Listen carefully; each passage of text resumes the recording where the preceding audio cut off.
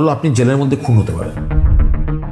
আপনাকে খুন করার জন্য সুপারি কিলার জেলে অলরেডি ঢুকে গেছে। আত্মহত্যার চিন্তা ভাবনা কেন এসেছে? আমি জ্ঞানত অন্যায় করিনি, এটা আমি আমার কাছে ক্লিয়ার ছিল। 15ই আগস্ট আমার অসাধারণ অভিজ্ঞতা আছে, সাধারণ নাগরিক জীবনে আমি ওই অভিজ্ঞতা পেতাম না। বর্তমান যে নেত্রী মমতা বন্দ্যোপাধ্যায়, তিনি চোর ইত্যাদি ইত্যাদি অনেক কথা বলেছেন। জেল জীবন আমাকে অনেক রকম ভাবে পরিণত এবং সমৃদ্ধ করেছে। যখন আমার কিছু ছিল না, একটা সামাজিক স্বীকৃতিও ছিল না, তখন বিজেপির কেন্দ্রীয় সরকার আমাকে একটা কমিটির পদ দেয়। একদল আছে তারা হচ্ছে পুরো অতৃপ্ত আত্মা, একটু নাম করা লোক দেখলেই তাদের একটা সাইকোলজিক্যাল বিকার হয়। আজকের দিনে দাঁড়িয়ে ওনার কোনো কবিতাকে যদি কেউ খাটো করেন, আমি তাদের বলবো হাট্টিমাটিম টিম তারা মাঠে পাড়ে ডিম। বাবার পিসি মা তাদের কাছে শুনেছি যেটা ছায়া মূর্তি, সাদা থান পরা, কনট প্লেসে ওই আইসক্রিম খাচ্ছি, দিদি উঠে খুঁজে বেড়াচ্ছে দুটো কোথায় এবং কখন বেরিয়েছে। যুব নেতা বা নেত্রীর নাম নিতে বলি, তৃণমূলের বাইরে এই বর্তমানে দাঁড়িয়ে তার নাম নেই একজন যারা খারাপ ভাষায় গালাগাল দেয়, তো আমিও তাদের খারাপ ভাষায় গালাগাল দিই। খারাপ ছেলে, বোকা ছেলে, এগুলো আমি বলি, যে যেভাবে নেয় সেগুলো নেবে। এটা ওয়ার্ল্ড ব্রেকিং। পৃথিবীর কোনো সাংবাদিকের কাছে এই ক্রেডিট নেই যে বলবে আমি আগাম বলেছিলাম লাদেন ওয়ার্ল্ড ট্রেড সেন্টার ধ্বংস করতে চলেছে। আমি 3জন প্রধানমন্ত্রীকে শপথ নেওয়ার আগের দিন আমি ইন্টারভিউ করার সুযোগ পেয়েছি। আপনি জ্যাক অফ অল ট্রেডস, মানে মাস্টার অফ নান।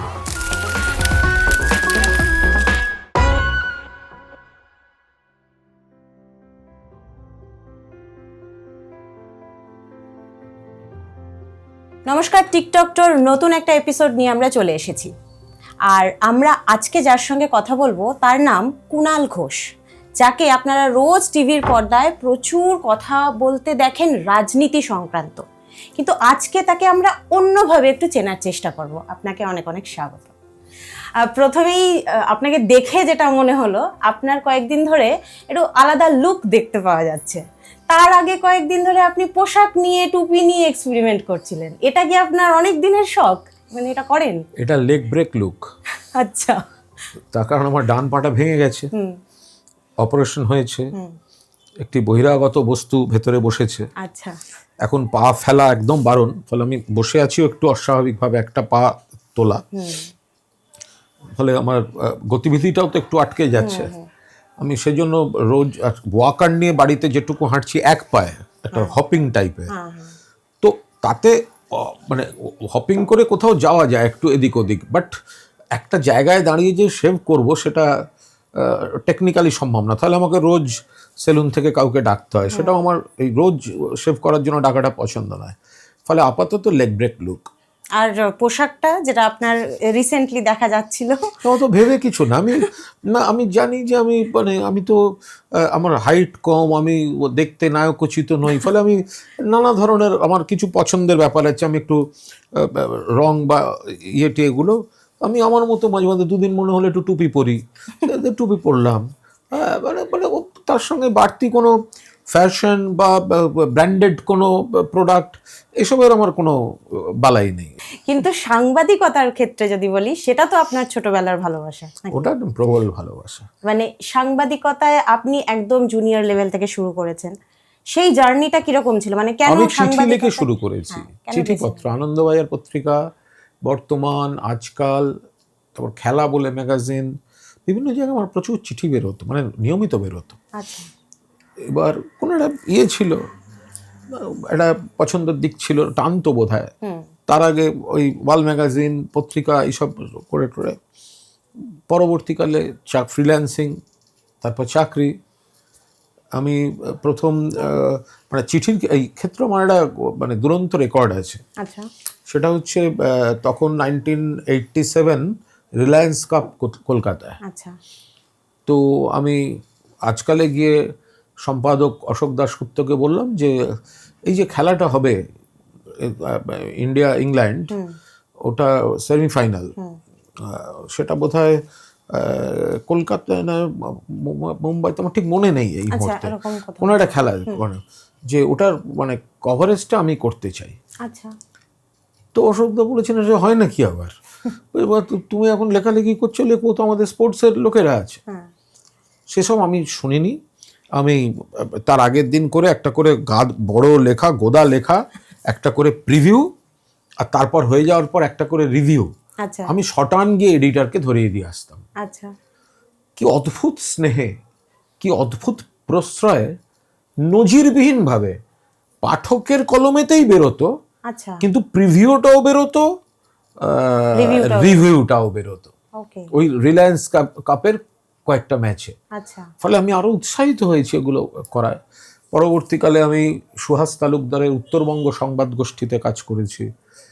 তারপরে প্রতিদিনে আমি এখন কনসাল্টিং এডিটর, আমার এটা চতুর্থবার, মানে আমি তিনবার প্রতিদিনে জয়েন করে ছেড়েছি, আবার চতুর্থবার জয়েন করেছি, আবার আজকাল আমি 3বার জয়েন করেছি, 3বার ছেড়েছি। আচ্ছা আবার বাংলার ইতিহাসে প্রথম audio visual news magazine private, Doordarshan ছাড়া, 1996 সালে DD1 DD7 প্রবাহ, সেটি আমি বার্তা সম্পাদক। এবং বাংলা সাংবাদিকতায়, টিভি জার্নালিজমে যদি P2C-তে ক্যামেরায় তাপস রাহার সঙ্গে কুণাল ঘোষ, শিয়ালদা থেকে কুণাল ঘোষ প্রবাহ, এটাও কিন্তু আমার করা, আমার আগে কেউ এই জিনিস করেনি। এইটা কিভাবে ভাবলেন যে এটা করা যায়? প্রিন্ট, তারপর টিভি এবং ডিজিটাল, এটা কিন্তু আমি কেরিয়ারে একটা অদ্ভুত সুযোগ পেয়েছি যে এই তিনটেতেই চুটিয়ে কাজ করার। এদিক থেকে আমার কোনো আফসোস নেই। লেখালেখির টানটা আমার বরাবর ছিল। অডিও ভিজুয়ালটা আমাকে সুজিত চট্টোপাধ্যায়, মানে সিনিয়র সুজিত চট্টোপাধ্যায়, ফ্রেঞ্চ কাট দাড়ি, আচ্ছা তো উনি আমাদের এদিকেই থাকতেন। উনি একদিন সকালে এই সময় বললেন, আমি একটা দূরদর্শনে স্লট কিনে ভাবছি, আমাদের প্রডিউসার মিস্টার সাজ্জান খাইতান, হার্ড ভিডিওর মালিক, তুমি যদি রিপোর্টিং পার্টটা দেখো এবং নিজে পারফর্ম করো তাহলে খুব ভালো হয়। তো উনি প্রথম ওনার টিমেই আমি এই কাজটা করি। আমার সঙ্গে তখন আমার আরেক বান্ধবী, তিনি ছিলেন রিপোর্টিং, মালবিকা গোস্বামী। তো তিনি এখন অবশ্য পশ্চিমবঙ্গ সরকারের তথ্য দপ্তরের মানে উনি কাজ করেন। তখন কিন্তু এই কেবল হয়নি, অর্থাৎ তখন কিন্তু বাড়িতে মানে এত রকম কোনো ইয়ে নেই, এবং কোনো প্রাইভেট বাংলা চ্যানেল নেই, খাস খবরও কিন্তু পরে এসছে। এবং ওইটার পর ওটা উনি 39 সপ্তাহ চালাতে পেরেছিলাম।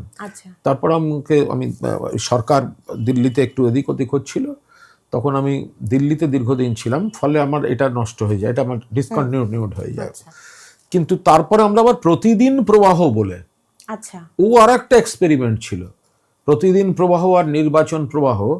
মানে তখন এমএসও কনসেপ্ট হয়নি, আজকে যেমন এমএসও, সিটি কেবল, মেঘবালা, একটা জায়গায় লিঙ্ক দিলে কত জায়গায় চলে যাচ্ছে, তখন কিন্তু শুধু পাড়ার। তখন আমরা করলাম কি, একটা প্রোগ্রাম করে আমরা 52টা ক্যাসেট করতাম। এবার কলকাতা এবং শহরতলি জুড়ে 52টা কন্ট্রোল রুমে আমাদের হয়তো সময় নেওয়া থাকতো, রোজ রাত 8টায় চলবে। ফলে সেই ক্যাসেটটা 8টার মধ্যে পৌঁছে দেওয়া হতো এবং 8টায় চলতো। ফলে সব জায়গাতেই মনে হচ্ছে এক প্রোগ্রাম, কিন্তু তার পেছনে যে একটা ভয়ঙ্কর কাজ, একটা মাস্টার ক্যাসেট, তারপরে 52টা তার তখনকার দিনের এই এত বড় ভিডিও ক্যাসেট, সেটা পৌঁছে দেয়া এবং ঘড়ি ধরে 8টার সময় 52টা কন্ট্রোল রুমে চালানো, মানে এটা একটা বড় কাজ ছিল। তো মানে সেই কাজগুলো করতে করতে এসছি বলে মনে হয় যেন কাজটা শেখারও অনেকটা সুযোগ হয়েছে। এই প্রতিদিন কাগজে আমি আমি চাকরির পরীক্ষা দিয়ে ঢুকি। তো তখন আমার ট্রেনি জার্নালিস্ট পজিশন ছিল, আমাদের সিট পড়েছিল, তখন ম্যানেজমেন্ট সেন্ট জেভিয়ার্স কলেজ ভাড়া নিয়ে ওখানে পরীক্ষা নিয়েছিল। তো যাই হোক, তারপরে ইন্টারভিউ, আমাদের ফার্স্ট ব্যাচ কাগজ বেরোবার আগে জয়েন করি। তো প্রথম দিনের কাগজ 1992 সালের 9ই আগস্টের কাগজের প্রথম পাতা 4খানা লেখা আমারই শুধু। এবং আজকে আমি যে কনসাল্টিং এডিটর, আমি একই হাউসে ট্রেনি থেকে 11টা প্রমোশন পেয়ে এখানে এসেছি, মানে সিঁড়ির নিচতলা থেকে উপরতলা প্রত্যেকটা জায়গায় আমার একটা করে কাজ করা আছে। বাংলা সাংবাদিকতায় এরম দ্বিতীয় কাউকে দেখা যাবে না যে ট্রেনি হয়ে পরীক্ষা দিয়ে জয়েন করে সেই হাউসে প্রত্যেকটা ধাপ দিয়ে ওপরে এসে, যদিও আমি মাঝখানে 3 বার ছেড়ে গেছি, আবার ফিরেছি, বাট এইটা কিন্তু না, এটা আমার ইন্ডাস্ট্রিটা বুঝতে, প্রত্যেকটা কাজ বুঝতে এটা কিন্তু আমাকে ভয়ঙ্করভাবে সাহায্য করেছে এবং সমৃদ্ধ করেছে। এবং আপনি সুযোগও পেয়েছেন এই বিশিষ্ট ব্যক্তিত্বদের ইন্টারভিউ। প্রচুর। হ্যাঁ, একটু যদি আমি প্রথমে বলেন। নিউজ ডেস্কে আমার ক্যারিয়ার শুরু, কলকাতা কাগজেও। নিউজ ডেস্ক মানে তখন আমার একটা শিল্প বাণিজ্য অর্থনীতির পাতা ছিল, নিউজ ডেস্ক ওইসব করতাম। তারপর সান্ধ্যগুলো আমার চার্জে ছিল, কিন্তু তারপরে একসঙ্গে রিপোর্টিংও করতাম। প্রতিদিনও আমি প্রথমে নিউজ ডেস্কে, তারপর পুরো প্রতিদিনে রাজনীতি অনেক দিন ধরেই খবর, রাজনীতি, প্রশাসন, বিধানসভা, পরবর্তীকালে দিল্লিতেও চুটিয়ে কাজ করেছি, দেশ বিদেশ কাগজ বহু জায়গায় ঘোরার সুযোগ দিয়েছে। ঘোরা মিন্স কভারেজ। তার মধ্যে অনেকগুলো ইন্টারেস্টিং ভালো ভালো স্টোরি আছে। একটা তো আমি বলবো ওয়ার্ল্ড ব্রেকিং, ওটা কারোর জাস্ট নেই। ওটা বাংলা কাগজ বলে ঢাকা পড়ে গেছিল। ওটা যদি একটা ন্যাশনাল ইংরেজি কাগজ হতো, সে অমুক পুরস্কার পেয়ে বসে থাকতো। আমি এবং স্বাক্ষর সেনগুপ্ত, আমার সহকর্মী সাংবাদিক, আমরা একটা স্টোরি করেছিলাম যে লাদেন বলে একজন আছে, যার টার্গেট হচ্ছে নিউ ইয়র্কে ওয়ার্ল্ড ট্রেড সেন্টার ধ্বংস করা, এবং তার টার্গেট হচ্ছে কাশ্মীরে জঙ্গি জমায়েত করা। যে জঙ্গিরা কাশ্মীর বর্ডার দিয়ে না ঢুকে বাংলাদেশ বর্ডার দিয়ে জম্মু তাওয়াই ধরে ওই দিকে যাচ্ছে কাশ্মীরে। আমরা একটা গোয়েন্দা সোর্সে খবর পেয়েছিলাম। ছাপার পর লোকে বলেছিল জায়গা নষ্ট, পাগল, মানে নানা ধরনের টিটকিরি, কারণ প্রথম পাতার মাথায় বসেছিল।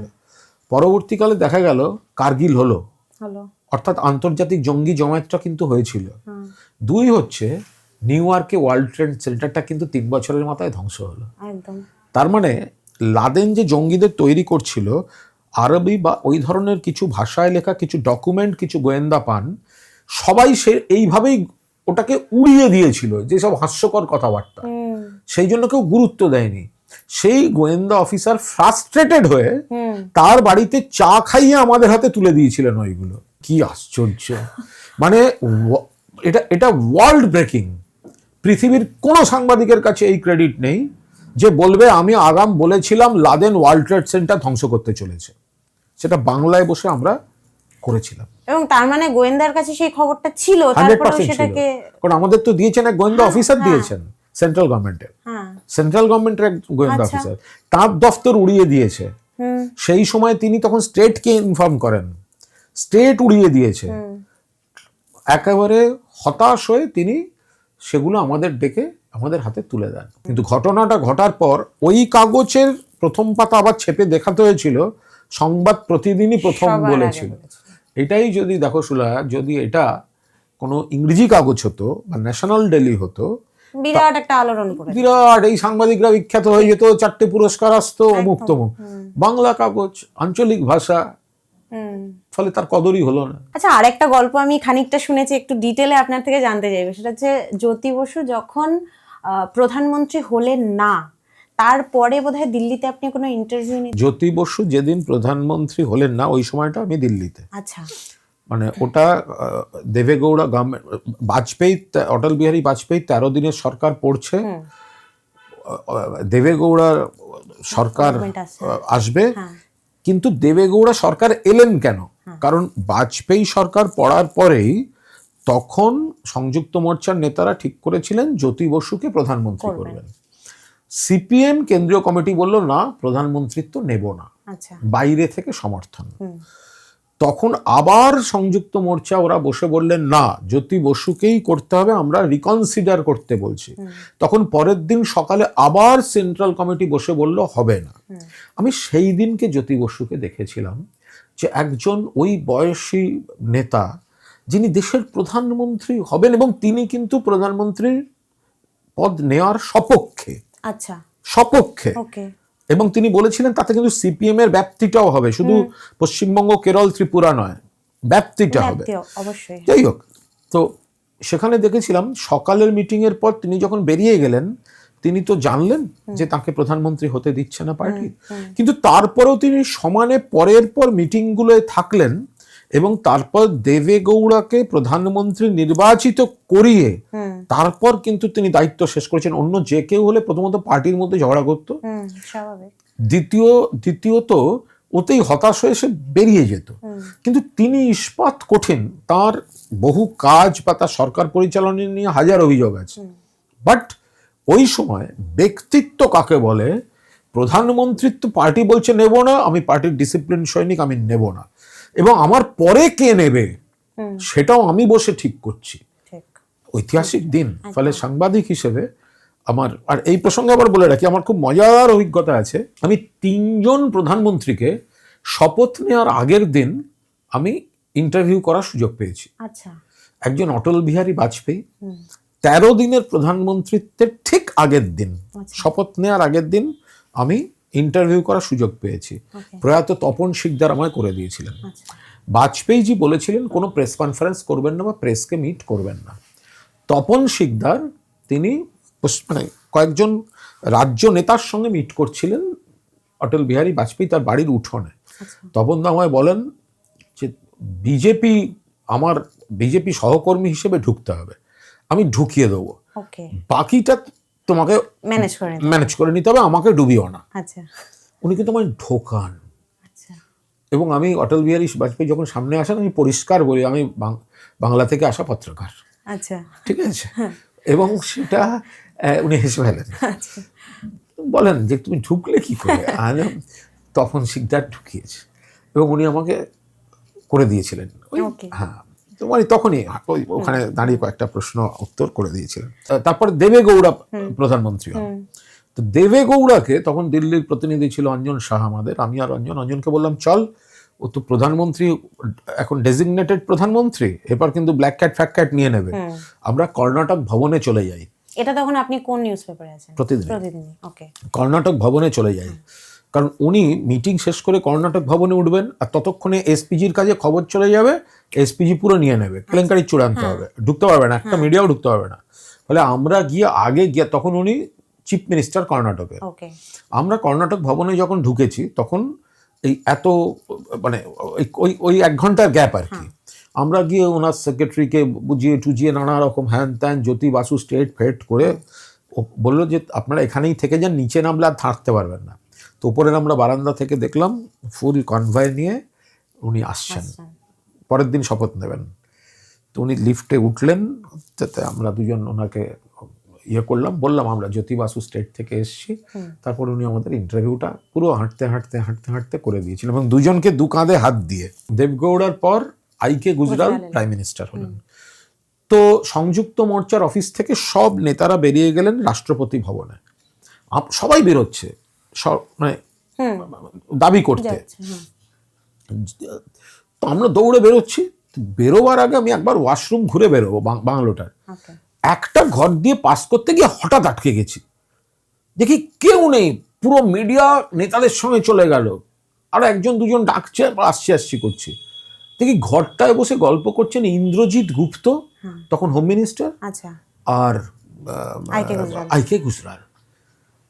আইকে গুজরাল আমাকে চেনার প্রশ্ন নেই, আমি তো মানে হাতে চাঁদ পেয়ে ওপাশে, তখন আমার একজন পরিচিতকে বলে এখানে যেন কোনো রিপোর্টার আমায় ডাকতে না আসে। শটান গিয়ে ইন্দ্রজিৎ বাবুকে প্রণাম করে, উনি চিনতেন, সিপিআই ভালোবাসতেন, তো প্রণাম করে একটু আলাপ করিয়ে দিন, একটু কথা বলবো। ইন্দ্রজিৎ বাবু আলাপ করিয়ে দিলেন। আমি শুধু ইন্টারভিউ করিনি, আমি অনুমতি নিয়েছিলাম এটা আপনার অনুলিখন করব, অর্থাৎ প্রতিদিনে কিন্তু ওনার বাইলাইন বেরিয়েছিল।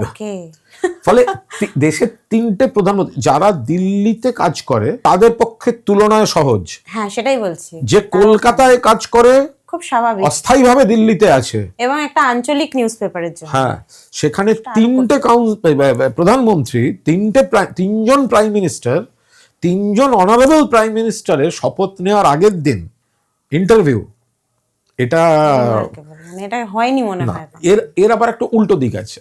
প্রিয়রঞ্জন দাসমুন্সী বহু যুগ আগে 1991 পর কোনো একটা সময় একদিন সকালে প্রিয়দা ফোন করলেন, শোন কাল সকালে আমি রাজারহাটে একটা পদযাত্রা করব, ডক্টর মনমোহন সিং আসবেন, তখন তিনি অর্থমন্ত্রী, অবশ্যই আসবি, একটা অভিজ্ঞতা হবে, একটু কভারেজও করবি। আমি তখন আজকালে গেলাম, কভার করলাম।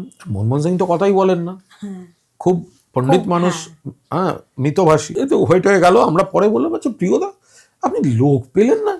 আপনি দিল্লি থেকে একটা মনমোহন সিং এর এখানে পদযাত্রা, গ্ল্যামারাস নেতা অনেক আনতে পারতেন, কিন্তু বললে দেখে রাখ সব ঠিকঠাক থাকলে মিলিয়ে নিবি, এই লোকটা একদিন ভারতের প্রধানমন্ত্রী হবে। এই হচ্ছে প্রিয়রঞ্জন দাসমুন্সী।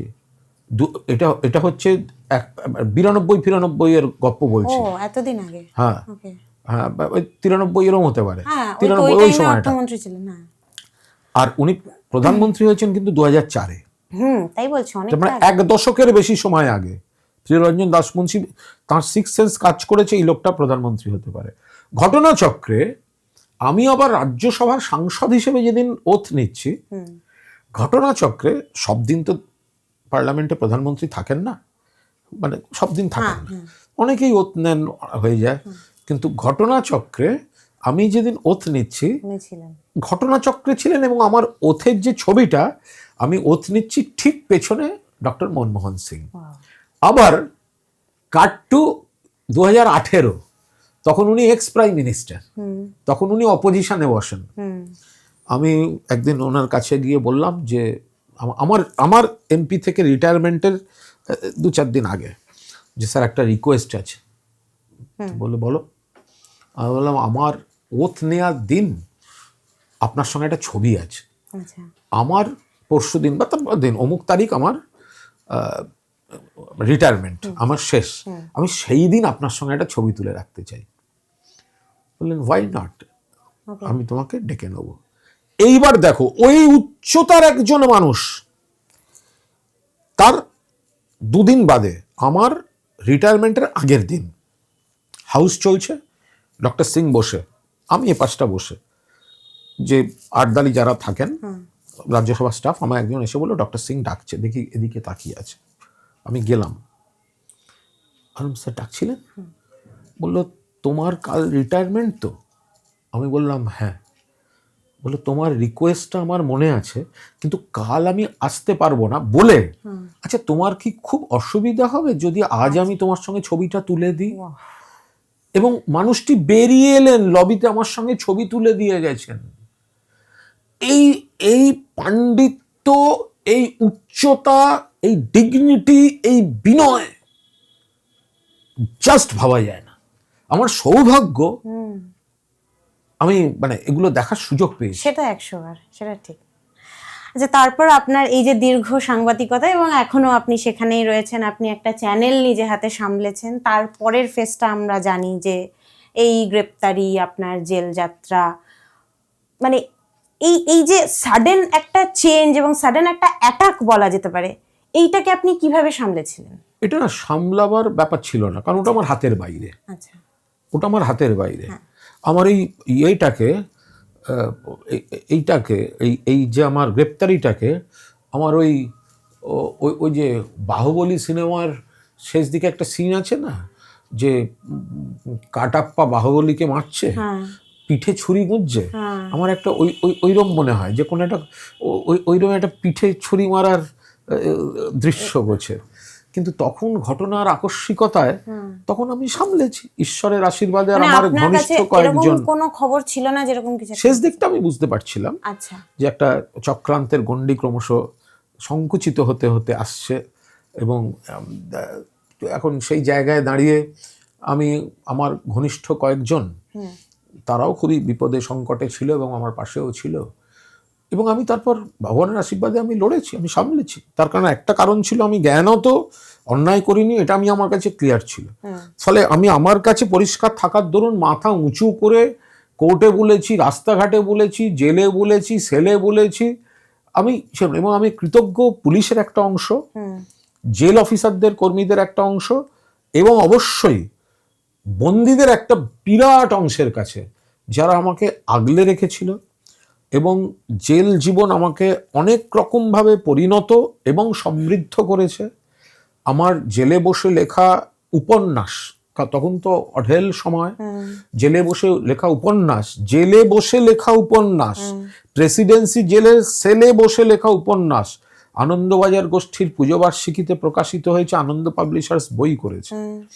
ফলে আমি চেষ্টা করেছি মানে জেল জীবনটাকেও, যেটা খারাপ খারাপ, কিন্তু তার মধ্যে থেকে জীবনটাকে আর কিভাবে দেখা যায় সেখানকার, আমি যেমন অনেকে জেলে গেলে সেটাকে উচ্চারণ করতে চায় না, ভাবতে চায় না, ভুলে যেতে চায়। আমি একদম বলতে চাই না, ওকে, আমি একদম চর্চা করতে চাই। আমার লেখালেখির মধ্যে ঘুরে ফিরে আমার জেল জীবন আসে, আমার বলার মধ্যে জেল জীবন। আমি কেন লুকোবো, বা নাকি আমি লুকোতে পারবো?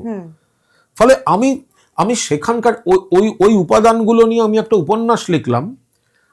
সেই উপন্যাসটা একজন প্রযোজক ওটিটির জন্য আমাকে 1 লাখ টাকা দিয়ে আমার কাছ থেকে নিয়ে নিলেন। আচ্ছা, ঠিক আছে, ফলে আমার সৃষ্টিতেও সেগুলো কাজে লাগছে।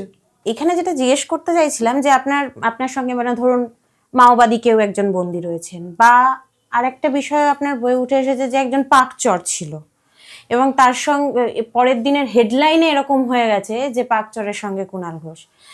সাংবাদিকতার এই মোড়কগুলো মানে মানুষের জীবনে তো অনেকটা প্রভাবও ফেলে। সেই অভিজ্ঞতাটা কি ছিল একটু বলুন। না, আমার একটা সাংবাদিক সত্ত্বেও বন্দি জীবনে কাজ করেছে। আমি রোজ ডায়েরি লিখতাম। রোজ মানে রোজ তো সম্ভব হতো না, কখনো টানা লিখেছি, কখনো গ্যাপ গেছে, কখনো খাতা পেয়েছি, কখনো ছেঁড়া কাগজে লেখা। তো কখনো সেগুলো সঙ্গে রাখতাম, কখনো সেগুলো টুকটাক গোপনে কাউকে দিয়ে দিতাম, সেটা হাত ঘুরে আবার পৌঁছে যেত। আবার কখনো খাতা পুরো থাকতো পরের দিকে জেলে। আমি যেন স্টোরি খুঁজতাম এক একটা ক্যারেক্টারের মধ্যে। মানে সেটা হতে পারে কোনো মানে খুনের আসামি, আবার কেউ হয়তো মাওবাদী, আবার কেউ হয়তো ডাকাতি, মানে আবার কেউ ফাঁসির আসামি। ঠিক আছে, আমি তাদের পেছনের গল্পগুলো খোঁজার চেষ্টা করতাম। আচ্ছা, হ্যাঁ, মানে কে অপরাধী কে নিরপরাধ এটা বিচার করার দায়িত্ব আমার নয়, কিন্তু তার পেছনের গল্পটা কি, মানে অন্তত তার দৃষ্টিতে যেটা শোনা। হ্যাঁ, আবার ধরো এক একটা জেলের না এক এক ধরনের একটা মানে বন্দীদের মধ্যে প্রতিফলিত হয় সেই এলাকার সমাজ এবং অর্থনীতি। হ্যাঁ, মানে জলপাইগুড়ি জেলে যেমন মানে অপরাধের ট্রেন্ড, খুন মানুষের আদি যেগুলো প্রবৃত্তি, খুন ধর্ষণ তো ওগুলো আছে, খারাপগুলো খারাপ কমন আছে, কিন্তু তার বাইরে চা বাগানে শ্রমিক মদ খেয়ে মারামারি করেছে। আচ্ছা, ঠিক আছে, মানে তার সঙ্গে বসলে তুমি বুঝতে পারবে চা বাগানের লাইফটা কি। আমার মনে আছে একজন আমাকে জিজ্ঞাসা করছে, তুমি কলকাতা থেকে এসেছি। এবার একটি ছেলে আমার জিজ্ঞেস করছে, আচ্ছা কলকাতা কি বড় শহর? আমি বললাম হ্যাঁ, তুমি শহর দেখেছো? বললো হ্যাঁ আমি শহর দেখেছি, বড় শহর। হ্যাঁ, তুমি কিরম দেখলে? বললো আমাদের তো সেই বাগান থেকে নিয়ে গেল গাড়ি করে মিছিল করতে ধূপগুড়ি বা মানে এরকম কোন একটি নাম বলেছিল, ধূপগুড়ি সম্ভবত। ধূপগুড়িতে সে বিরাট শহর, তুমি ধূপগুড়ি গেছো? মানে আমি দেখছি মানে মানুষ মানে মানে তার গণ্ডিটা কোথায় আছে। অদ্ভুত দেখেছিলাম আলিপুরদুয়ারে সে সময় একটা ট্রেন্ড হচ্ছে 490A, এইটার অপব্যবহার। মানে এক ঝাঁক নারী নির্যাতনের, বধূ নির্যাতনের কেস, এবং তারা এসে বলছে কমন মেয়ে পড়ে যায়, বিয়ে করে আগে ওই ব্ল্যাকমেলিং, ওই টাকা দেয়া, তাহলে তুলবো, নইলে যতক্ষণ না দিচ্ছে কেস চলবে। আচ্ছা, ঠিক আছে, ফলে মানে অদ্ভুত সব জিনিসপত্র। আর প্রেসিডেন্সি বা দমদমে তো সেখানে আরো অনেকে। একদিন আমার মনে আছে এই 1996 সালের প্রবাহতে যাকে নিয়ে এপিসোড করেছিলাম, কিশোর হত্যাকারী, যে সৎ মা এবং ভাইদের অত্যাচারে বাবা মা ভাইদের সব খুন করেছিল। আমি করছি, সেলের বাইরে বসে আছি, এসে আলাপ করলো, আছেন কেমন? আর তুমি? বললাম আমি সজল বারোহী। আচ্ছা, হ্যাঁ, কি সুন্দর মুখটা, খুব ভালো ছবি আঁকা, আমি জানি না আজ সে কোথায় আছে। তার আবার গল্প শুনেছি যে সে বেরিয়ে গেছিল, আবার ঢুকেছে, কোন নাম পরিবর্তন করে। কিন্তু আমার মানে ছেলেটির কথাবার্তা খুবই ভালো। এবার এই যে শৈশবের অত্যাচার, সে যে একটা মানুষের মানে জীবনকে কোথায় পাল্টে দিতে পারে, শ্লোয়া, এই ট্যালেন্টগুলোকে দেখলে বোঝা যায় এখন কোথায় হারিয়ে গেল। আমি সেদিন এই ইয়েতে গেছিলাম, ওই বন্দীদের অনুষ্ঠানটায়, আইনজীবী সম্পূর্ণ ঘোষ একটা প্রোগ্রাম করেছিল, আই এম এ সিটিজেন 2, মানে বন্দীদেরও আরেকবার বাঁচার অধিকার আছে। তা আমি দেখলাম পারফরমেন্স অপূর্ব করলো ছেলেগুলো। তার মধ্যে একটা পিরামিডে দেখি একটা উপরে একটা ছেলে, আমার চেনা চেনা চেনা লাগছে, আমার সন্দেহ হয়েছে সঙ্গে। আমি এরপরে যিনি চিরন্তন, যিনি পরিচালনা করেছেন, আমি চিরন্তনকে জিজ্ঞেস করলাম ওই পিরামিডের মানে মানুষ পিরামিড তার উপরের ছেলে কে, ওর নাম বললো ওর নাম বিমল। ওর নাম কি ব্যাটারি? বললো হ্যাঁ ব্যাটারি। বলে আপনি কি করে জানলেন? আমি বললাম আমি যখন ছেলে ছিলাম দমদমে, হঠাৎ একটা রব উঠলো যে একটা ফাঁসির আসামি আসছে, বাচ্চা ছেলে, হ্যাঁ তখন ও 17-18 হবে যখন ফাঁসির আসামি হয়ে এসছিল, 17-18 বছর বয়স হবে, এসছিল। আরে সে কি দুরন্ত, ও যে ফাঁসির রায় হয়েছে কে বুঝবে, ফাঁসির যারা আসামি তাদের কিন্তু আবার রীতিনীতি সব অন্য, তার সব সময় লক আপ থাকবে, স্নানের সময় একটু রিলিফ হতে পারে, বাট সব সময় লক আপ। তার খাওয়া আরো ভালো, তার অমুক, তার বাড়ির লোক জেলের মধ্যে এসে দেখা করতে পারবে, সব নানা আয়োজন। সে ব্যাটারি সকালবেলা হিন্দি গান গায়, বিকেলে কিশোর কুমার, হ্যাঁ নয়ন সরসী কেন। আমরা আলোচনা করতাম এই ফাঁসির আসামি হয়ে এসছে। তো আমার বন্দির ডায়েরি, যেটা করুণা প্রকাশন থেকে, ওটা 256 পাতায় ব্যাটারিকে নিয়ে লেখাটা আছে। ঠিক আছে, তার মানে ওর ফাঁসিটা রদ হয়ে যাবজ্জীবন বা কিছু একটা হয়েছে। কিন্তু ওইরকম একটা বেয়াড়া বেয়াদব একটা ছেলে, বিশৃঙ্খল ছেলে, সে কি কঠোর অনুশীলনের পর এখানে ওই রায়বেশেটা করলো, মানে ওই লাঠি খেলা, শৃঙ্খল, পিঠে ওঠা, মানে এটা তার মানে ওর আর একটা সত্তা কোথাও কাজ করছে। কিন্তু আপনি যে বলছেন যে আপনি ওখানে গিয়েও একটা সাংবাদিকের নজর থেকে অনেক বন্দীদের দেখেছেন, তার মাঝখানে মানে এই আত্মহত্যার চিন্তা ভাবনা কেন এসেছিল? ওটা একটা চূড়ান্ত ফ্রাস্ট্রেশন থেকে এসেছিল যে আমি অন্যায় করিনি, কিন্তু এমন অন্যায় করেছে যারা তারা বাইরে ঘুরে বেড়াচ্ছে আর আমায় জ্ঞান দিচ্ছে। এবার আমার ওখানে জেলে দেখো 3 রকম সমস্যা, 3টে মূল সমস্যা। একটা সমস্যা হচ্ছে তোমার একটা কলঙ্ক বদনাম চেপে তুমি তোমার হাত পা মাথা, তুমি নিজেকে ডিফেন্ড করতে পারছো না। এই এই এই আমি অ্যারেস্ট হওয়ার পর একটা সর্বভারতীয় চ্যানেল এবং এখানকার সব মিডিয়ায় কার্যত বেরিয়েছিল যে আমি সারদার 6 কোটি টাকা নিয়ে 1 মাস লাস ভেগাসে মানে আমেরিকায় মোচ্ছব করেছি। এটা এমনভাবে প্রচারিত হলো, তাতে একজন বলল, মানে যে কোনো কারুর মনে হবে আর 6 কোটি নেয়নি, 1 কোটি তো নিয়েছে, আর 1 মাস ছিল না, তাহলে 1 সপ্তাহ তো ছিল। আজ এই মুহূর্ত পর্যন্ত আমি আমেরিকা যাইনি কখনো। যারা গেছিল তারা আমার নামে প্রচারটাকে চালিয়ে দিল, কিন্তু আমি আমেরিকা যাইনি। টাইমস নাওতে অর্ণব গোস্বামী আমায় বলছেন ইয়েস ইউ ভিজিটেড আমেরিকা, আর সিপিএম এর একটা শাঁকচুন্নি ফোন ইন দিচ্ছে yes he went there we saw him. আমি যাইনি কখনো। একবার বেরোলো কুণাল জর্ডনে 2টো পাহাড় কিনেছেন, পাহাড়। আচ্ছা, আমি জীবনে একবারই একটা উকিলের চিঠি দিয়েছিলাম, যেটা বাড়াবাড়ি হয়ে যাচ্ছে।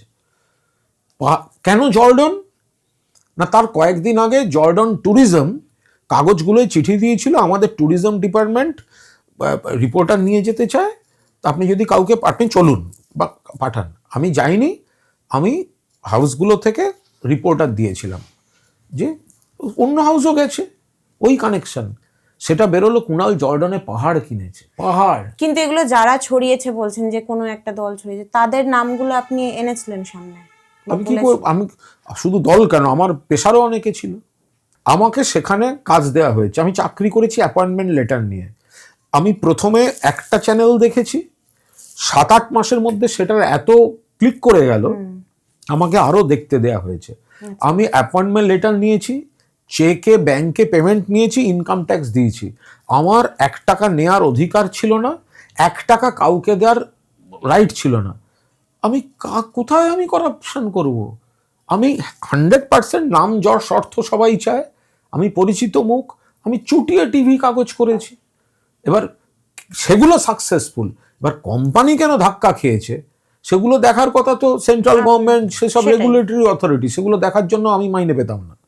কিন্তু যখন এই যে আপনি আত্মঘাতী হওয়ার একটা যে একটা সিদ্ধান্ত নিয়ে ফেলেছিলেন, সেখান থেকে বেরিয়ে এলেন কিভাবে আপনি? বাইরে হয়নি তো, আমি তো আত্মহত্যার চেষ্টা করেছি। হ্যাঁ, সেই করলেন তো। সেই মামলা তো মানে, আমি হ্যাঁ। সেই মামলা তো আমাকে খেতে হয়েছে। হ্যাঁ, সেই মামলা এবং সেই খেয়েছেন এবং মামলায় আমি রেহাই কনভিক্ট, হয়েছে। হ্যাঁ, অর্থাৎ দোষী প্রমাণ হয়েছে। কিন্তু আপনাকে কোনো শাস্তি দেওয়া কিন্তু হয়নি। আমাকে থ্যাঙ্কস টু আমার মাননীয় বিচারক, হ্যাঁ, একটা অসাধারণ রায়, তিনি আমায় কাঠগড়ায় দাঁড়িয়ে ঘোষণা করলেন আপনি দোষী। হ্যাঁ, এই আদালত, আপনি আত্মহত্যা চেষ্টা করেছেন। অর্থাৎ যারা বলছিল আত্মহত্যার চেষ্টার নাটক, আচ্ছা, তারা যে কত বড় মিথ্যা বলছিল, তার কারণ জাজ সমস্ত তথ্য প্রমাণ মেডিকেল রিপোর্ট সাক্ষী দিয়ে বললেন হ্যাঁ করেছেন। বাট আপনার মানসিক অবস্থা যা ছিল, আপনাকে কোনো শাস্তি দেবো না, আপনার সেই মুহূর্তটা ট্রিটমেন্ট দরকার ছিল, নট পানিশমেন্ট। রাইট? আমার একটা অদ্ভুত মুহূর্ত গেছে যে আমি যখন সব ঘুমের ওষুধ খেয়ে নিয়েছি, আমার ঘুম আসছে, আমি জানি এই ঘুমটা আমার শেষ ঘুম, আমি আর উঠবো না। তখন আমার কিছু মুখ মনে পড়ছে, আমার কিছু মুহূর্ত মনে পড়ছে। আমি দেখতে পাচ্ছি আমার মৃত্যু এগিয়ে আসছে, আমার সামনে সেলের গরাদ, একটা টিমটিমে আলো, একটা প্রবল শরীর, আমি বুঝতে পারছি এটা আনচান করছে এবং পুরো ঘুমটা আমায় আচ্ছন্ন করছে।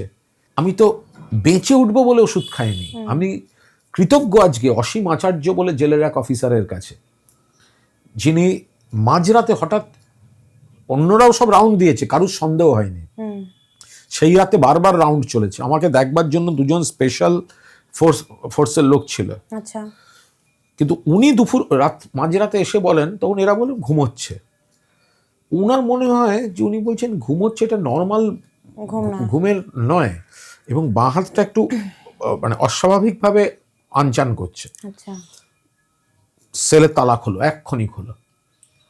তখন ওরা বলে স্যার সেলের তালা খোলার তো এইভাবে নিয়ম নেই, রাতে সেলের তালা যখন তখন খোলা যায় না। বললো পরে হবে, তুমি সেল খোলো। সেল খুলে দেখেন আমার পাশে সুইসাইড নোট। আচ্ছা, তখন ঝড়ের বেগে এদিক লোকজন ডেকে এসএসকেএমে নিয়ে যাওয়া হয়, স্টমাক ওয়াশ করে। পরের দিন বিকেলের পর আমার খানিকটা একটা ঘোরের মধ্যে আমার হোঁশ ফেরে, তখন আমি দেখি কলকাতা পুলিশ পরিবৃত হয়ে আমি একটি শয্যায় শুয়ে আছি। আপনি যখন এই যে আমরা বারবার একটা ভিজুয়াল দেখতে পাই, এখনো সেটা ভাইরাল, সেটা হচ্ছে যে যখন আপনি কিছু ওই পুলিশ ভ্যান থেকে বলার চেষ্টা করছেন এবং ভ্যানটা জোরে জোরে বাজানো হচ্ছে, পলিটিক্যাল বন্দিরা এই বিষয়টা কি এখনো ফেস করে? মানে তারা কি নিজেরা যে কথাটা বলতে চায় বলতে দেওয়া হয় না? প্রথম কথা, আইনে বলা যায় কি যায় না এটাও একটা ফ্যাক্টর। আবার অনেক ক্ষেত্রে হয় অনেকে বিভ্রান্তি তৈরি করার জন্য বলে, ফলে এটা সরলীকৃত উত্তর দেওয়াটা খুব অসম্ভব। কারুর কাছে এটা বাঁচার লড়াই, যে অন্য জায়গায় বলার জায়গা পাচ্ছি না, এখানে আমি বলার চেষ্টা করি। আবার বাধা দেয়া হচ্ছে মানে তখন মনে হয় ধরে নিতে হবে ওটা রাষ্ট্রযন্ত্রের সমস্যা আছে, নইলে বাধা দেবে কেন?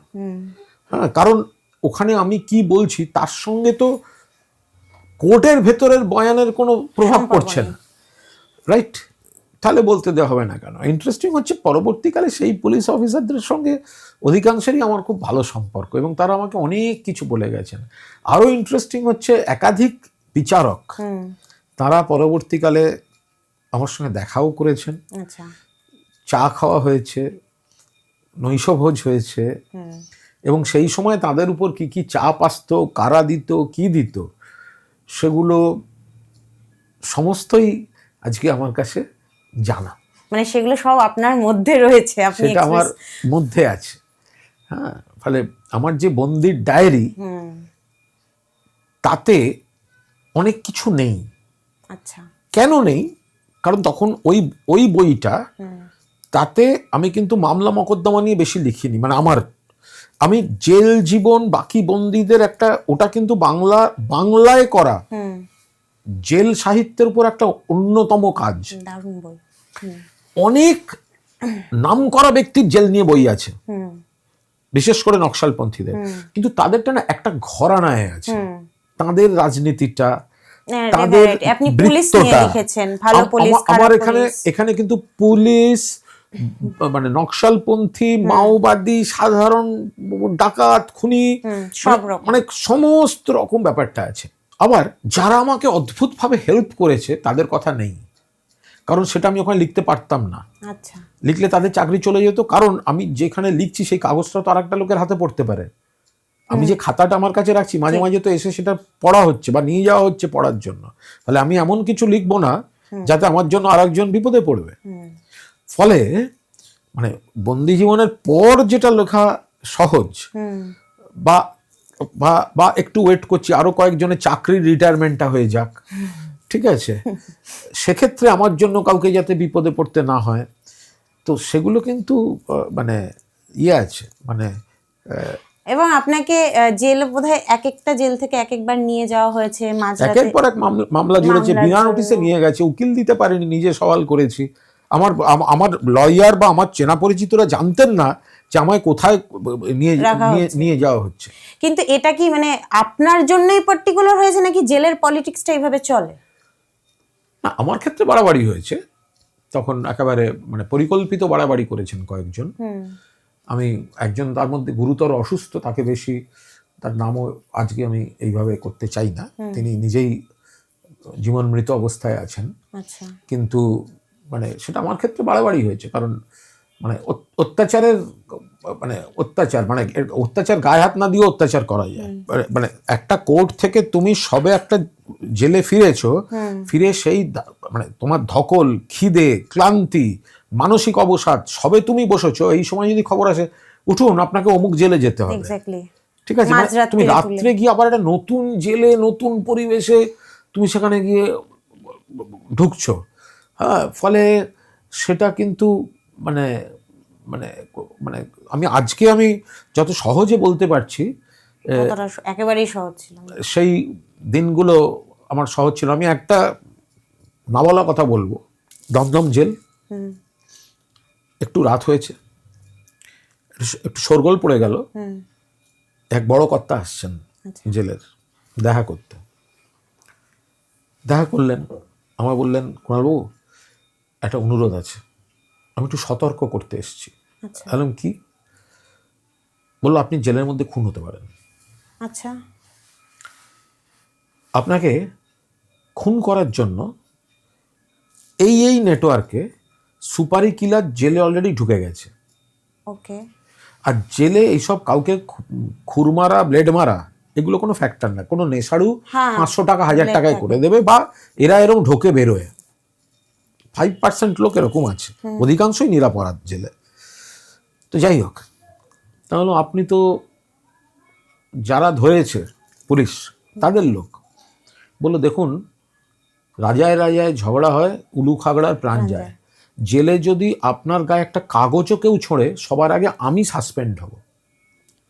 আমি আপনাকে বলছি, আমি কাল থেকে আপনার সিকিউরিটি বাড়াচ্ছি, আপনি ভাববেন না যে আপনাকে কোথাও গতিবিধি নষ্ট করছি, আপনার গতিবিধি আপনার থাকবে। 2, সেলে দরজার দিকে মাথা করে শোবেন না।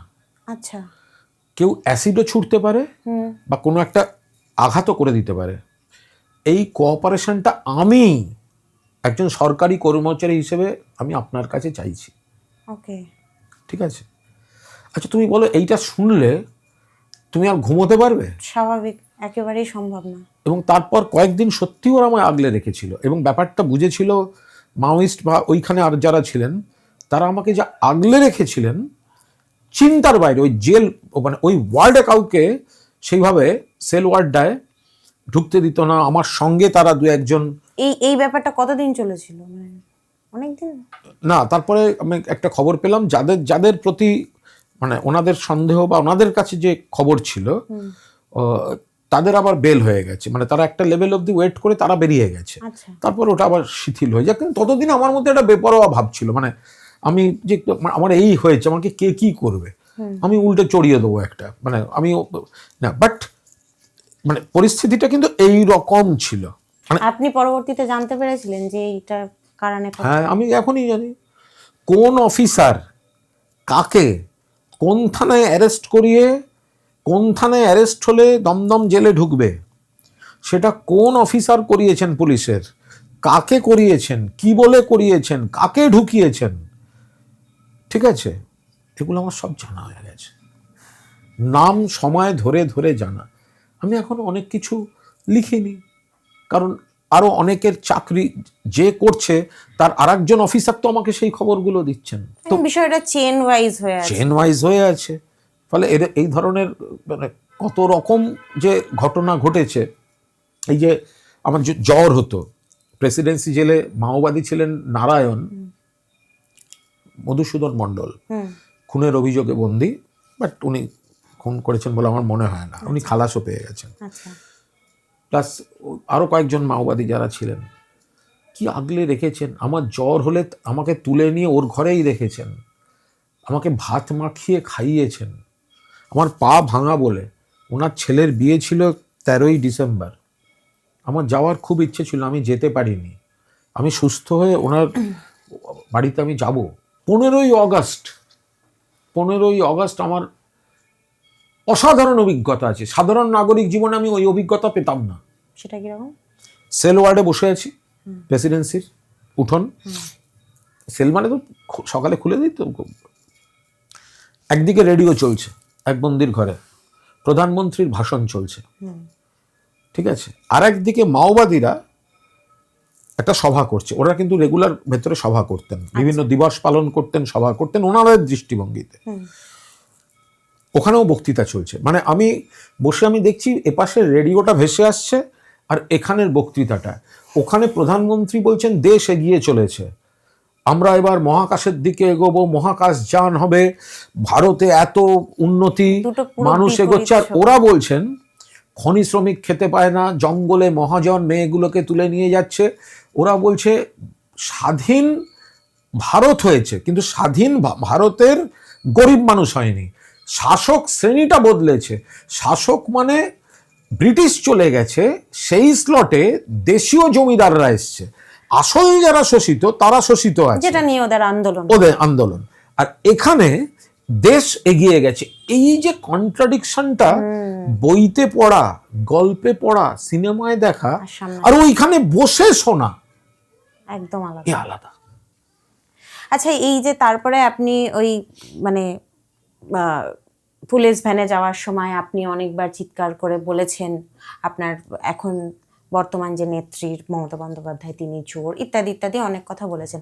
তারপরে আপনি এই দলের সঙ্গেই কেন থাকলেন? এটার জন্য যে মানে এটা আমার কাছে একটা সুবিধার জায়গা, যে আমি এখানে থাকলে আমার কাছে কি করে সুবিধা?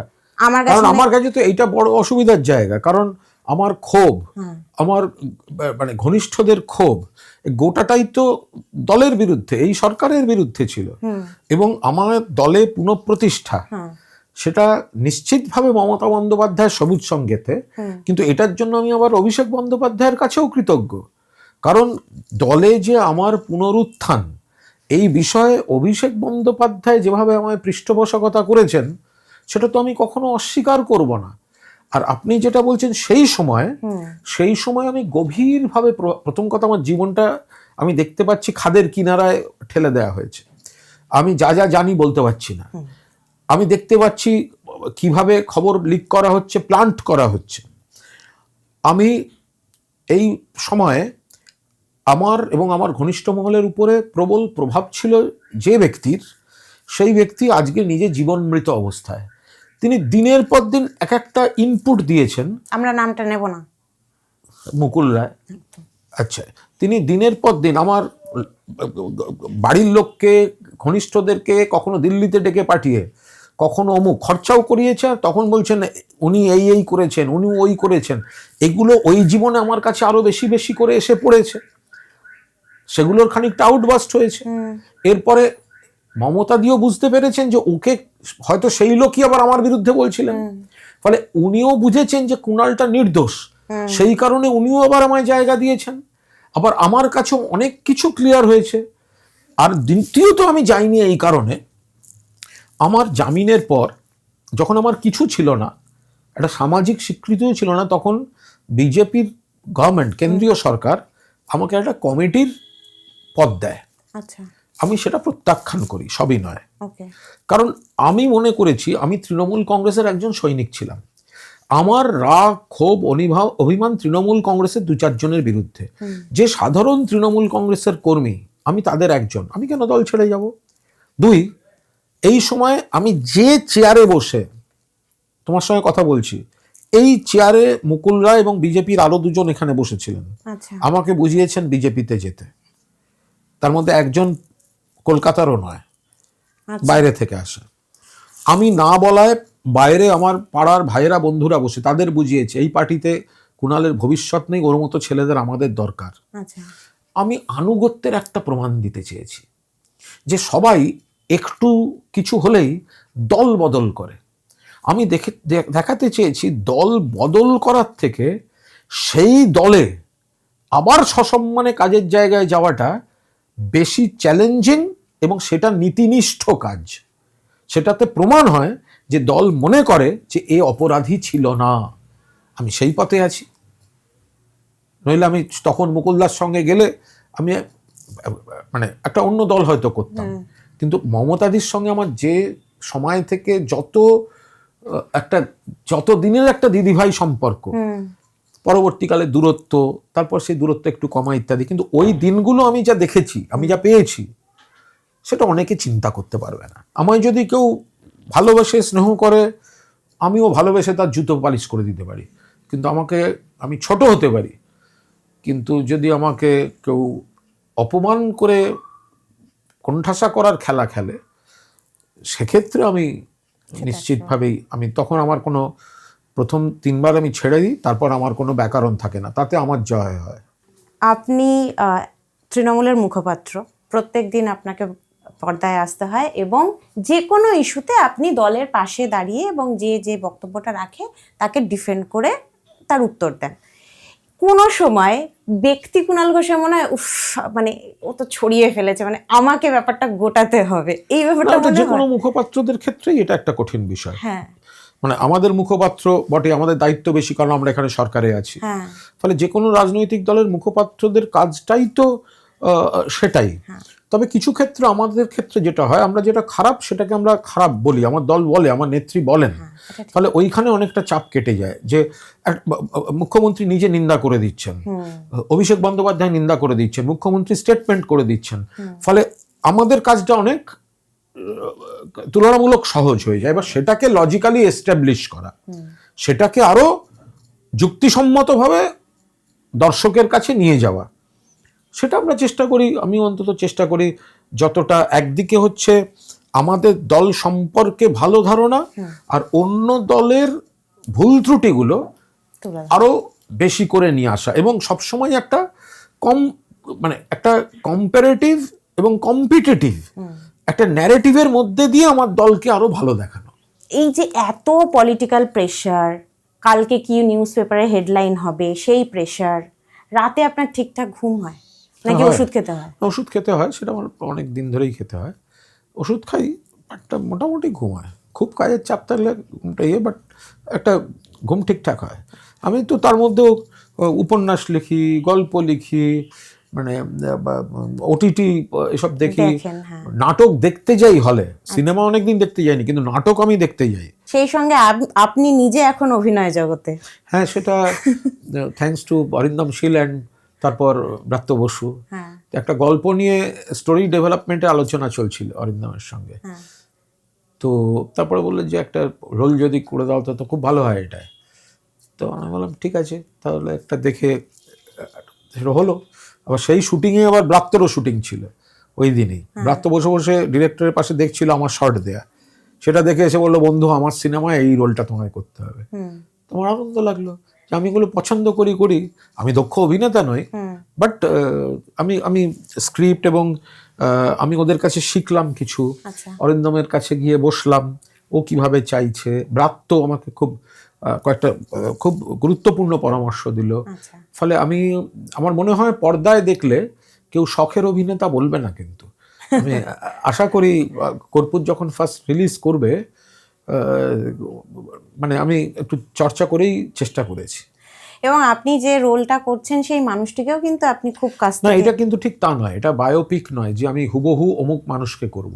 এটা আরো রটেছে এই কারণে, যেহেতু তৎকালীন শাসক দলের এবং লাল পতাকার শাসক দলের রাজ্য সম্পাদক বলা হয়েছিল, সেই জন্য অনিল দার সঙ্গে তুলনা মিডিয়ায় চলে এসছে। বাট আমি এতটুকু অনিল দাকে নকল করছি না, তার কারণ এটা বায়োপিক নয়। লুক দেখেও লোকজন বলছে যে লুকটা মিলেছে কতটা, মানে এটা নিয়েও চর্চা হচ্ছে। বাট অনিল দা ব্যাপারটা আলাদা। তো এবার তখনকার একটা ঘটনা সেটা ঠিক, হ্যাঁ এবং তখনকার রাজ্য সম্পাদক বলে আমার রোলটা অরিন্দম যেভাবে সাজিয়েছেন, হ্যাঁ হ্যাঁ কিন্তু আমি অনিলদাকে মানে এতটুকুও নকল করছি না, মানে এতটুকুও নকল করছি না, কারণ মানে ওইটা যদি আমি করতে যাই তাহলে যে ক্যারেক্টারটাকে তৈরি করেছেন পরিচালক, সেই ক্যারেক্টারটা নষ্ট হয়ে যাবে। ঠিক। আচ্ছা, আপনি তো এমনি অনিল বিশ্বাসের সান্নিধ্য মানে অনেক কাছাকাছি ছিলেন, খুব ক্লোজ ছিলেন। আমি শ্রদ্ধা করতাম, উনি আমায় স্নেহ করতেন। সেই সময়ের কলকাতার এই সময়ের কলকাতাকে যদি আমরা দেখি, কোনটাকে এগিয়ে রাখবেন বা কি বলবেন, কলকাতা কি এখন অনেক পার্থক্য? এগিয়ে গেছে, এইসব নিয়ে কোনো কথা হবে না। তৃণমূল কংগ্রেসের জমানায় আপনি সব কিছুরই ভালো আছে খারাপ আছে, তৃণমূলের ভালোটা প্রচুর এবং অবশ্যই খারাপও আছে। এবার সিপিএম এর সময় মনে রাখবেন, এত চ্যানেল, এত media, specially social media, social media. Specially Facebook, Twitter বা এক্স, প্রত্যেকের ফোনে ক্যামেরা, এগুলো ছিল না। ফলে তখন যে পরিমাণ গণহত্যা, গণধর্ষণ, আপোষ, আমি একটা ছোট্ট উদাহরণ দিই। আমার এই রাস্তাটা হচ্ছে রামমোহন রায় রোড, ঠিক ওইখানে রামমোহন মঞ্চ, পাশে সুকিয়া স্ট্রিট, জল জমার জন্য বিখ্যাত। এখনো জল জমেছে, এখন একটা বড় কাজ হচ্ছে, এরপর আর জমবে না, যাই হোক, শেষেও জল জমেছে।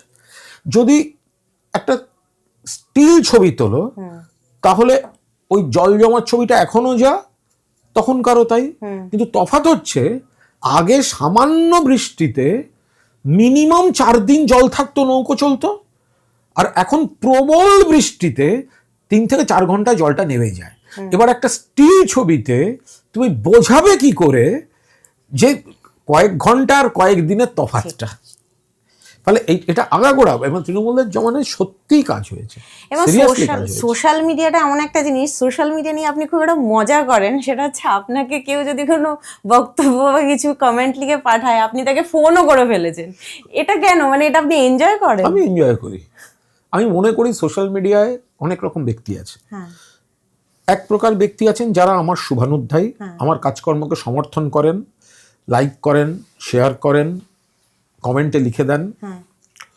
একদল আছেন হয়তো সমর্থন করেন বা করেন না, ঠিক লেখেন না, নীরবে দেখেন, পর্যবেক্ষক। আবার আমার কোনো খারাপ কিছু দেখলে তারা অত্যন্ত যুক্তিসঙ্গতভাবে সেগুলো লিখেও দেন, তাতে কিন্তু সমৃদ্ধ হওয়া যায়, ঠিক আছে। আবার একদল আছে, তারা হচ্ছে পুরো অতৃপ্ত আত্মা, মানে তারা না একটু নাম করা লোক দেখলেই তাদের একটা সাইকোলজিক্যাল বিকার হয়। হ্যাঁ, মানে ওই লোকটা পাচ্ছে, ওই লোকটা করছে, হ্যাঁ, মানে এত কিছুর পরেও কুণাল ঘোষ করছে, নিতে পারে না। এখন সে আমার বিরুদ্ধে দলের হতে পারে বা মানসিক বিকৃত কেউ হতে পারে, তার নিজের জীবনের হয়তো বিরাট অতৃপ্তি আছে, ফ্রাস্ট্রেশন আছে। আর যারা খারাপ ভাষায় গালাগাল দেয়, তো আমিও তাদের খারাপ ভাষায় গালাগাল দিই, খারাপ ছেলে, বোকা ছেলে, এগুলো আমি বলি, যে যেভাবে নেয় সেগুলো নেবে। কিন্তু আপনার ইউএসপি হচ্ছে, আপনি একদম টপ লেভেলের মানুষের থেকে একদম নিচে লেভেলের মানুষ। আপনাকে একটা এক্সাম্পল দিই। রিসেন্টলি আমার কলিগরা কর্ণগড় গেছিল ঘুরতে, তো সেখানে যে কেয়ারটেকার, তাকে জিজ্ঞেস করা হয়েছে আপনার কথা। তিনি বলছেন যে হ্যাঁ, কুণালদা তো আসেন, উনি আমাকে বই দিয়েছেন, ওনার সাথে কথা হয়, ফোন করেন। মানে এই যে আপনার এই যে চেনটা, এইটা কি সাংবাদিকতার জন্য হয়েছে? মানে আমি পারি, এটা আমার ভালো লাগে লোকের সঙ্গে মেশা। আমি ফুটপাথ টু 5 স্টার,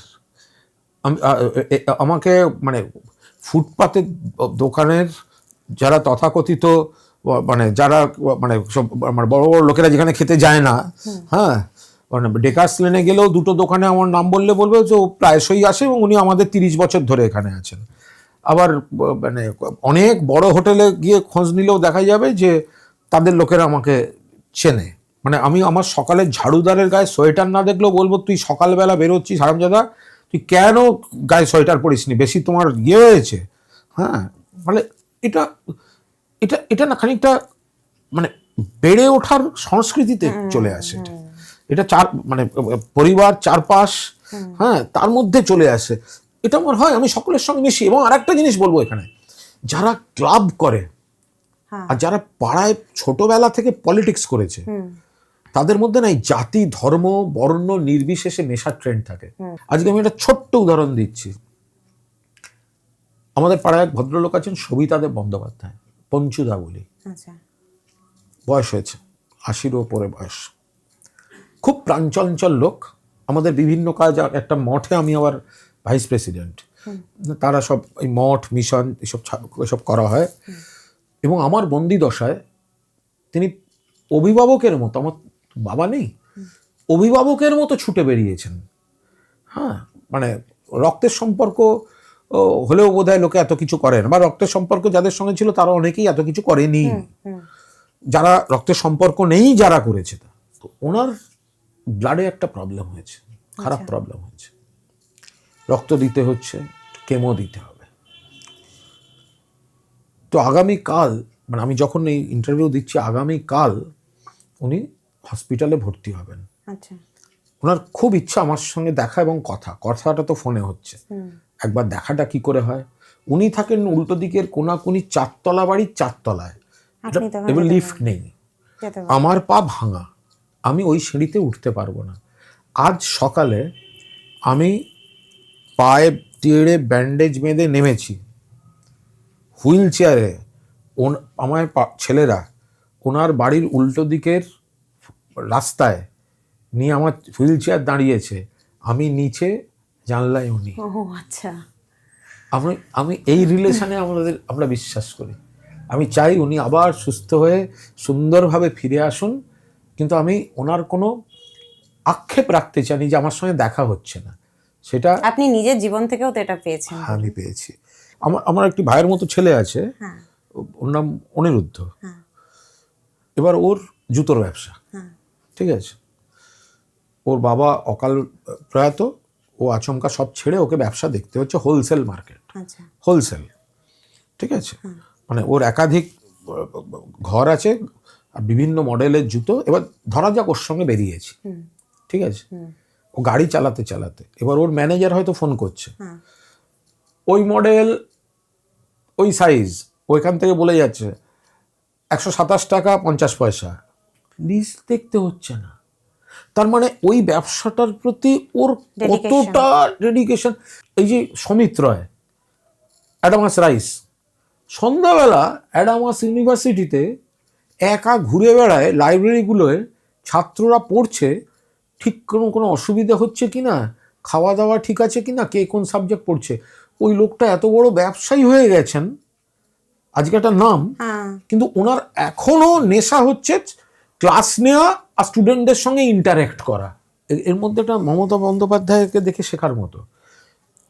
এইভাবে উঠেছেন, সাধারণ ঘর থেকে উঠেছেন, ওনার কোনো মানে ব্যাকগ্রাউন্ডে কোনো বড় নামী কেউ ছিল না, নিজের লড়াইতে উঠেছেন, একটা দল গঠন করে সেটাকে নিয়ে একটা আকাশ ছোঁয়া সাফল্যে নিয়ে গেছেন, নিজে একটা প্রতিষ্ঠান, একটা ব্র্যান্ড হয়ে উঠেছেন দেশের রাজনীতিতে। এই পরিমাণ চাপ নিয়ে একটা সরকার এবং একটা দল চালান, তারপরেও উনি লেখালেখি, ছবি আঁকা, সংস্কৃতির কাজকর্ম, কেউ নানা ধরনের মন্তব্য করতে পারে, যারা এই টেনাসিটিটা, এই ইচ্ছা শক্তিটা, এই সৃষ্টিশীলতাটাকে যারা ছোট করেন, তারা নানা রকম করতে পারেন। আজকের দিনে দাঁড়িয়ে ওনার কোনো কবিতাকে যদি কেউ খাটো করেন, আমি তাদের বলবো, যেদিন প্রথম এসেছিল হাট্টিমাটিম টিম তারা মাঠে পাড়ে ডিম, তো ওটা যদি তখন কবিতা হতে পারে, তাহলে ছোটদের জন্য ছোটদের ভাষায় মজাদার জিনিস তো দিতে হবে। তাহলে আজকে না কুচু সমাজ সেটাকে ছোট করছে কেন? তো আমরা সেই স্পিরিটটাকে দেখবো না, স্কেচটা কেমন হয়েছে সেটা নিয়ে একটু সরু হলে ভালো হতো, আর একটু শেড, মানে এগুলো কি। এবার না, তিনি মানে আজও মিছিলে যেভাবে হাঁটেন, সে হাঁটাটা ফিটনেস, এক্স্যাক্টলি সেটাই বলছি, ফিটনেস, প্রবল ফিটনেস, এবং দীর্ঘদিন ধরে এটা করে এসছেন। পাহাড়ে হাঁটে কি, এখানে তো তবু পাহাড়ে কিলোমিটারের পর কিলোমিটার পাহাড়ি এইতে হেঁটে যান। আমার জীবনের সৌভাগ্য, আমি একটা বড় সময় মমতাদিকে খুব কাছ থেকে দেখেছি, এবং মানে মানে একদম কাছে, মানে মানে আমাদের একটা মজার গল্প মনে আছে, আমি আর শোভনদা তখন মেয়র, দিদি দিল্লিতে কোন কাজে গেলেন, দিল্লি তখন রেলমন্ত্রী, সম্ভবত রেলমন্ত্রী, আমাকে আর শোভনদাকে নিয়ে গেছেন। এবার দিদির বক্তব্য হচ্ছে, এই কানন আর কুণালটা এত খাটে, এত খাটে, এগুলো খেটে খেটে মরে যাবে, আচ্ছা এরা বিশ্রাম করবে। আচ্ছা এই বলে দিদির মতো নিজে না খেয়ে আমাদের দুজনকে বসে খাইয়েছেন লাঞ্চ দিদির বাড়িতেই, আচ্ছা ভাত ডাল মাছের ঝোল এইসব, এবং কড়া নির্দেশ সকাল থেকে আজকে দুজনে ভাত খেয়ে দুজনে স্রেফ ঘুমোবে। মানে ভাবা যায় না, মানে আমরা বাচ্চা ছেলে যেন, হ্যাঁ হ্যাঁ মানে কোনো কাজ নয়, কোনো কথা নয়, আজকে ফুল রেস্ট, তোমরা দুজন ঘুমোবে। এই বলে মানে আমি চান টান করে খেয়ে আমি আবার বেরোচ্ছি। এই বলে আমাদের দুজনকে নিজে বসে থেকে খাইয়ে, ওনার দিল্লির বাড়িতে MS ফ্ল্যাট, আচ্ছা খাইয়ে আমাদের একটা ঘরে দুম করে দরজা টেনে দিয়ে উনি চলে গেলেন। আমরা দুজন সে বাচ্চাদের মতো উঁকি মেরে দেখে কাজের লোকের কাছ থেকে খবর নিয়ে দিদি চানে ঢুকে গেছেন, আমরা দুজন হাওয়া। ঠিক আছে, এবার হাওয়া মানে প্রথমে গিয়ে আমাকে বলল চলো একটা শপিং মলে যাই, ওখানে না কিছু কেনার নেই কিন্তু দেখতে বড় ভালো লাগে বলে বসন্ত কুঞ্জে গিয়ে আমায় নিয়ে গেল। বসে বসে ওর সঙ্গে ঘুরে ঘুরে সব আমরা একটা সব ইয়ে দেখলাম, এম্পোরিও সব দেখলাম, সব বিরাট বিরাট সব জিনিস, কি দাম, অবাক চোখে সব দেখলাম, যেগুলো লোকে কেনে। শেষে দুজনে বসে ওখানে বসে আছি আর সব দামি দামি গাড়িতে লোক নামছে ওটাতে। গেল, তারপর বললো চলো যাই কোথায় একটা ফার্নিচারের দোকানে অন্য জায়গায় কার্তিকনগর। তারপর বললো চলো আমার না মেয়রের ভিজিটিং কার্ডের ওই ইয়ে কিনতে হবে, ওই যে কার্ড হোল্ডার। আচ্ছা এবার দুজনে গিয়ে ওই ওই রোডটা, ওই রাস্তাটা কি নাম ওটার, সেখানে ফুটপাথে জানপাথে ওই করতে করতে একটা দোকানে কার্ড হোল্ডার পাওয়া গেছে। তো একটা ফুটপাথে পছন্দ হয়নি, একটা দোকানে তোমার ও কার্ডটা গুঁজে রাখতে যাচ্ছে শোভনদা। এইবার ওই লোকটা কার্ডটা দেখছে, এবার আমাকে বলছে ये कलकत्ता का मेयर साहब का कार्ड वो क्या है? वो तो कलकत्ता का मेयर है। क्या? कलकत्ता का मेयर? हाँ कलकत्ता का मेयर। तब तो পড়ে যাওয়ার জোগাড়। ঠিক আছে, এবার দুজনে গিয়ে বসে কনট প্লেসে ওই আইসক্রিম খাচ্ছি, ওই যে দোকানটা ছিল খুব বিখ্যাত দোকান, ওটায় বসে আইসক্রিম খাচ্ছি।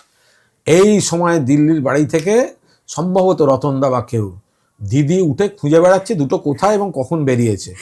ঘুমানোর কথা ছিল, দুপুরবেলা হাওয়া হয়ে গেছে।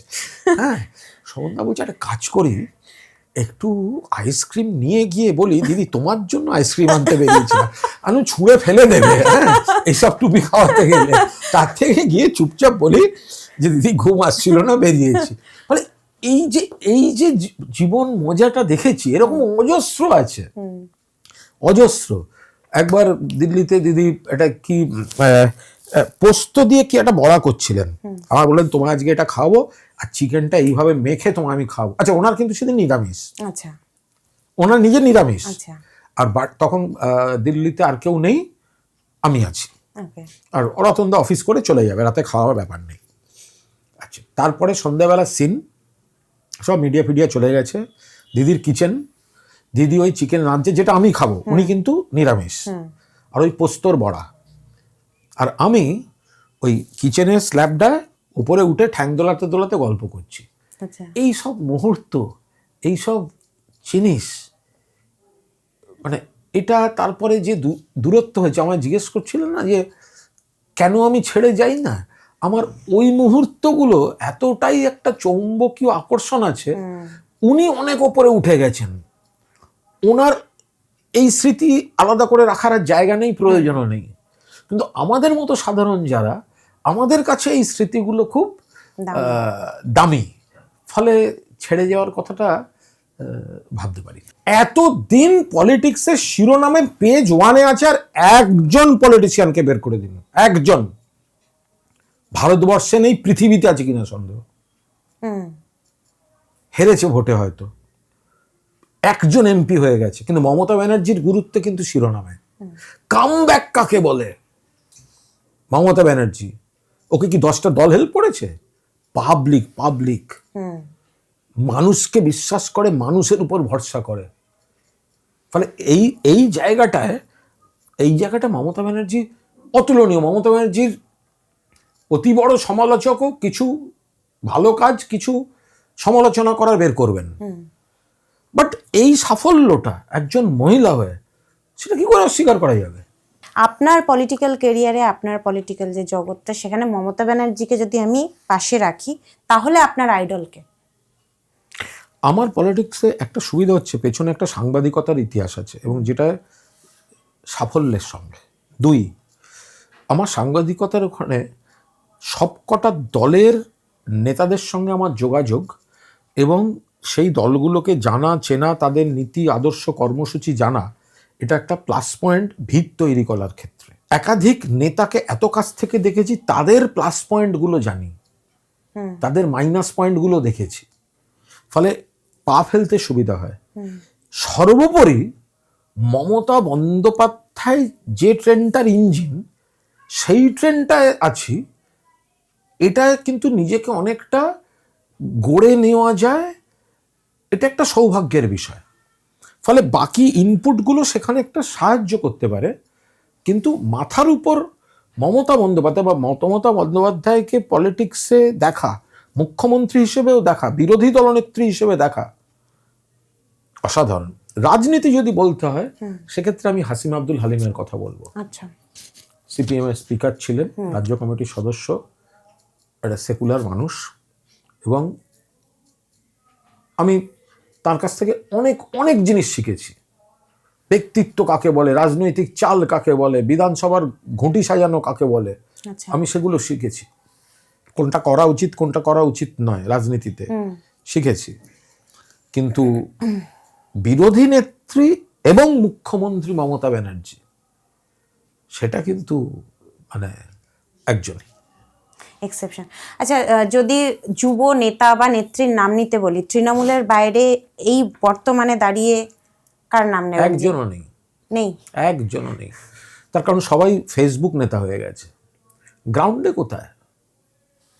গ্রাউন্ডে কোথায়? একজন কোন যুব নেতা যে নিজের বুথে এজেন্ট হয়ে বসেনি? কোন যুব নেতা যে নিজের পাড়ায় নিজে হাতে তুলে নিয়ে বসে ওয়াল রাইটিং করেনি?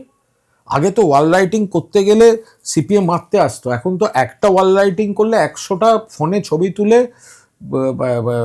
ফেসবুকেই তো সব হিরো হয়ে যায়। এখনো একজনকে পাচ্ছি না এখন এই মুহূর্তে যে একটা প্রকৃত যুবনেতা, কিন্তু অনেকে আছে, তারা হয়তো ঠিক সামনের টপ 1, টপ 2, টপ 3-তে নেই, বাট বহু জেলায় একনিষ্ঠ যুবনেতা অনেকে আছে সব দলে। তারা হয়তো কারোর দলটাই ধাক্কা খেয়ে গেছে, সে জায়গা পাচ্ছে না, কারোর দল সাইনবোর্ড হয়ে গেছে, ঠিক আছে। আবার আমাদের দল এখন শাসক, ফলে সেই অর্থে অ্যান্টি এস্টাবলিশমেন্ট বা মানে এখানে সীমাবদ্ধতা কিছু থাকে, দায়িত্ববোধ কিছু থাকে, দুম করে একটা কিছু করা যায় না। ফলে এই সব মিলিয়ে একটা পরিস্থিতি হয়েছে যে যেটা মমতাদি একা ওঠেননি, একটা গোটা জেনারেশনকে তুলেছে। সেইটা কিন্তু আজকে যারা অর্ধেক মন্ত্রী আছে, এগুলো তো সব মমতাদির সময় যুব নেতা, কিন্তু সেই কোয়ালিটির যুব নেতা আজকে কোথায়? এই স্কোপটা তো বিরোধীদের বেশি ছিল। তো তারা যদি শুধু ফেসবুকে লাইক, শেয়ার, এনকে সলিলের মতো ডায়লগ আর সেইগুলো ইউটিউবে দিয়ে মনিটাইজ করে ইনকামে ব্যস্ত থাকে, তো কি করে হবে? আপনার জীবনে কোনো ভুতুড়ে অভিজ্ঞতা আছে? না, সেরম না, কিন্তু আমি শুনেছি এই বাড়িটিতে একটু, মানে এই বাড়িটা, যে বাড়িটা এই মুহূর্তে আছি বসে, এটা তো পুরনো ব্রিটিশ আমলের বাড়ি ছিল। আমি পরে বাবা মারা যাওয়ার পর মেনটেন করতে পারিনি, এক বন্ধুর সঙ্গে মিলে ফ্ল্যাট করে রেখেছি, বাকি বিক্রি করে। 60 সালে কেনা বাড়ি আমার ঠাকুর দাদার। আচ্ছা, তো এখন সেইটাই আমি যে এখানে শুনেছি যে একজন, সেটা আমার ঠাকুরমা, বাবার পিসি, মা, তাদের কাছে শুনেছি যেটা ছায়ামূর্তি, সাদা থান পরা, ঠিক আছে, এবং সকলে অনুভব করেছেন। পাশ থেকে কেউ গেল, বলছি কে যাচ্ছে, তারপর দেখা গেছে কোনো, কিন্তু যাই হয়েছে তিনি কখনো কারোর কোনো ক্ষতি করেননি। এমনকি আমরা অনেক বড় বয়স তখন, আমাদের ক্লাস 12 হবে, আমরা বন্ধুরা 4 জন পড়ছি ছাদের ঘরে, হঠাৎ বাইরের সুইচ বোর্ডে আলো জ্বালানোর শব্দ, বাইরে বেরিয়ে গিয়ে দেখি আলো জ্বলছে, কেউ নেই, বন্ধ করে দিলাম, বসে গেছি। আবার সেই আওয়াজ, আবার গেছি, নেই। সুইচ পড়ে যাচ্ছে না, বাথরুমের কল খোলা, কল আটকে দেওয়া হচ্ছে, কল খোলা, ওরা ঠাকুর মশাইকে ডেকে একটা পুজো করিয়ে একটা শব্দ আছে খ্রৌ, খ্রৌ লেখানো হয়েছিল। কিন্তু যিনি থাকুন, এবং এমনকি আমার মনে আছে এটা, এই বাড়িটা যখন ভাঙা হচ্ছে, এই বাড়িটার উপর আমার প্রবল মায়া ছিল। আচ্ছা। কারণ আমি মানে এক সন্তান বলে আমি অনেকটা সময় বাড়িটায় কাটাতাম। কাটিয়েছেন। ফলে বাড়িটা যখন ধ্বংসস্তূপ হচ্ছে, প্রায় ভাঙা হয়ে গেছে, শিক ফিক বেরিয়ে, আমি এসে একটু ঘুরতাম আপন মনে একা। আমি একদিন সন্ধ্যাবেলা ঘুরছি, হঠাৎ হাওয়া নেই, কিছু নেই, একটা শিক, মানে একটা শিক বেঁকে গেলে ছাড়লে যেরকম হয় না, সাট করে এসে পড়ে, ঠিক আছে, জাস্ট একদম মুখের সামনে দিয়ে বেরিয়ে গেল। সামনে শিকটা, তাকে কেউ টানেনি, কিন্তু আমাকে টাচ করেনি, বাট আমাকে টাচ করেনি। এবার আমাকে যদি কেউ বলে ভূত আছে, আমি জানি না, বাট আমাদের বাড়িটা নিয়ে একটা সামথিং কিছু ছিল। কারুর হয়তো আমার থেকেও বা অনেকের থেকে কষ্ট হয়েছে এই বাড়িটা ভেঙে দেওয়ার।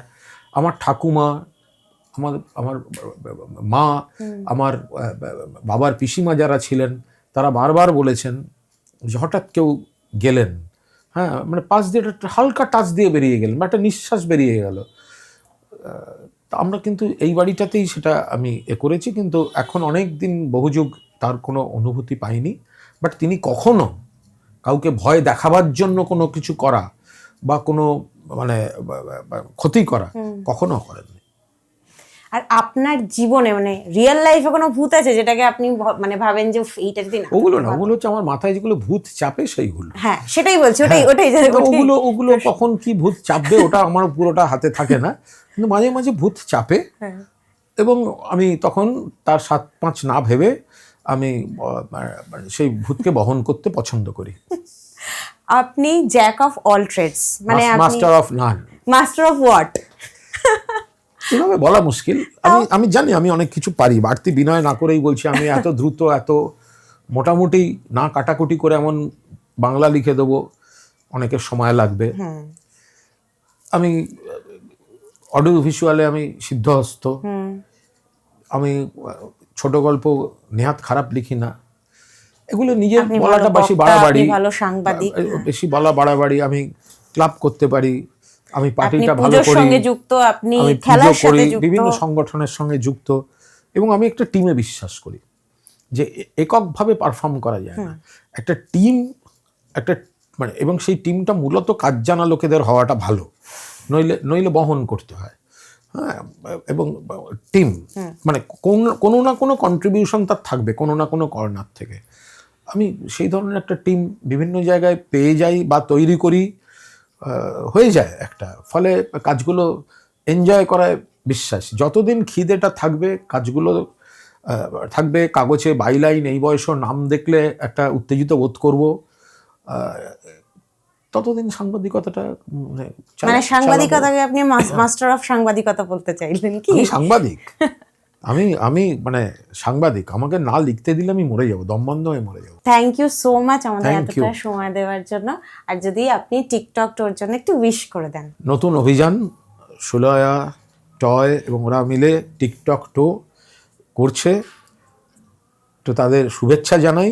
কারণ এখন ডিজিটাল প্ল্যাটফর্মে প্রচুর কন্টেন্ট, কিন্তু একটু ভালো, বৈচিত্র্যপূর্ণ, একটু গভীরতা আছে, একটু জীবনকে মাপা যায়, এই ধরনের কন্টেন্ট থাকলে বোধহয় দেখতেও ভালো লাগে, যেটা নিয়ে পরে একটু বিশ্লেষণ করা যায়, একটু ভাবা যায়। তো ওরা সেই চেষ্টা করছে, ওরা কাজে খুব দক্ষ, ফলে ওদের এই প্রোডাকশনও আশা করি সব অংশের মানুষের ভালো লাগার মতো হবে। প্রত্যেকটা কন্টেন্টই তো সকলের ভালো লাগা হতে পারে না, যেমন আমার মুখটা দেখতে সকলের ভালো লাগতে পারে না, ফলে সেরকম সমালোচনা নিশ্চয়ই থাকবে। কিন্তু টিকটক তো এগিয়ে চলুক, যিনি মাননীয় দর্শক এখন দেখছেন তিনিও দেখুন এবং আপনার পরিচিতদের দেখতে বলুন।